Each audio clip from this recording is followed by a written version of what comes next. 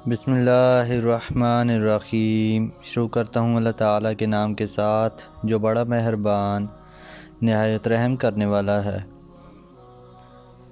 سعد بن ابی وقاص رضی اللہ عنہ کہتے ہیں کہ فتح مکہ کے سال میں ایسا بیمار پڑا کہ موت کے قریب پہنچ گیا۔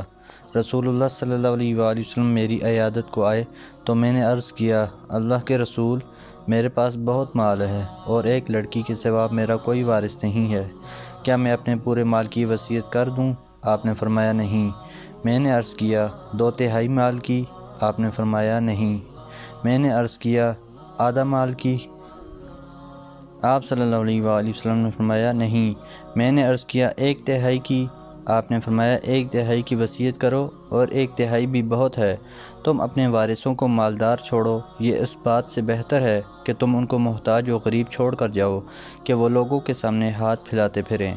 تم جو بھی خرچ کرتے ہو اس پر تم کو ضرور اجر ملتا ہے، یہاں تک کہ اس لقمے پر بھی جس کو تم اپنی بیوی کے منہ میں ڈالتے ہو۔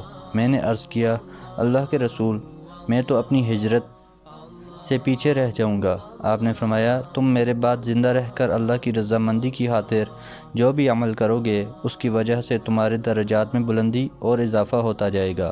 شاید کہ تم میرے بعد زندہ رہو یہاں تک کہ تم سے کچھ قومیں نفع اٹھائیں گی اور دوسری نقصان اٹھائیں گی۔ پھر آپ نے دعا کی، اے اللہ میرے صحابہ کی ہجرت برقرار رکھ اور ایڑیوں کے بل انہیں نہ لوٹا دینا۔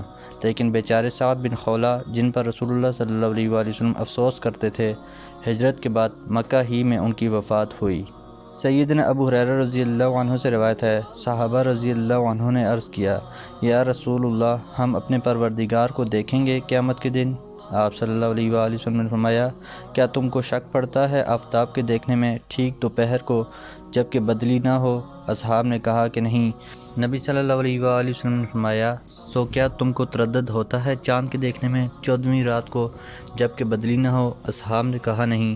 آپ صلی اللہ علیہ وآلہ وسلم نے فرمایا، سو قسم ہے اس کی جس کے ہاتھ میں میری جان ہے کہ تم کو اپنے رب کے دیدار میں کچھ شبہ اور اختلاف نہ ہوگا مگر جیسے سورج یا چاند کے دیکھنے میں، یعنی جیسے چاند سورج کی رویت میں اشتباہ نہیں ویسے ہی اللہ تعالیٰ کی رویت میں اشتباہ نہ ہوگا۔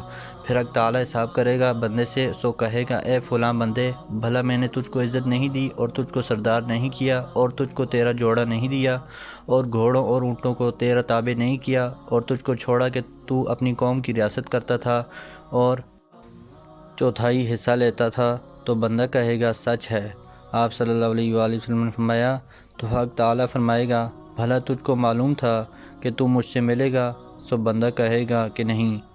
تو حق تعالیٰ فرمائے گا کہ اب ہم بھی تجھ کو بھولتے ہیں، یعنی تیری خبر نہ لیں گے اور تجھ کو عذاب سے نہ بچائیں گے جیسے تو ہم کو بھولا۔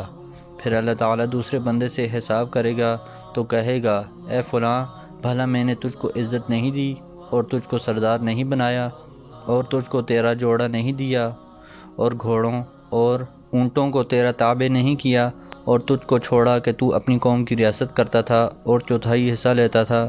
تو بندہ کہے گا، سچ ہے اے میرے رب۔ پھر اللہ تعالیٰ فرمائے گا، بھلا تجھ کو معلوم تھا کہ تو مجھ سے ملے گا؟ تو بندہ کہے گا کہ نہیں۔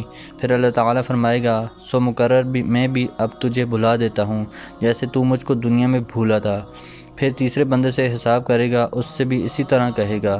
بندہ کہے گا، اے رب، میں تجھ پر ایمان لایا اور تیری کتاب پر اور تیرے رسولوں پر، اور میں نے نماز پڑھی، روزہ رکھا، صدقہ دیا۔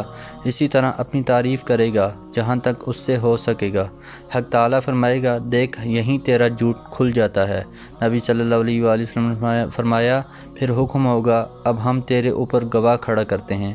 بندہ اپنے جی میں سوچے گا کہ کون مجھ پر گواہی دے گا، پھر اس کے منہ پر مہر لگ جائے گی اور حکم ہوگا اس کی ران سے کہ بول، تو اس کی ران کا گوشت اور اس کی ہڈیاں اس کے اعمال کی گواہی دیں گی، اور یہ گواہی اس واسطے ہوگی تاکہ اس کا عذر باقی نہ رہے اسی کی ذات کی گواہی سے، اور یہ شخص منافق یعنی جھوٹا مسلمان ہوگا اور اسی پر اللہ تعالیٰ غصہ کرے گا۔ اور پہلے دونوں کافر تھے، معاذ اللہ۔ جب تک دل سے خالص اللہ کی عبادت نہ ہو تو کچھ فائدہ نہیں۔ لوگوں کو دکھانے کی نیت سے نماز یا روزہ ادا کرنا وبال ہے، اس سے نہ کرنا بہتر ہے۔ رسول اللہ صلی اللہ علیہ وآلہ وسلم نے فرمایا، جب تم ایسے ہو جاؤ کہ تمہارے غم بڑھ جائیں تو تم ان غموں کو ختم کرنا چاہو تو مجھ پر درود پڑھو۔ محترم دوستو، اللہ تعالیٰ سے دعا ہے اللہ تعالیٰ ہمیں ان احادیث پر عمل کرنے کی توفیق عطا فرمائے، اللہ تعالیٰ ہمیں دونوں جہانوں میں کامیابیاں عطا فرمائیں، آمین۔ جزاکم اللہ خیرا کثیرا، والسلام علیکم ورحمۃ اللہ وبرکاتہ۔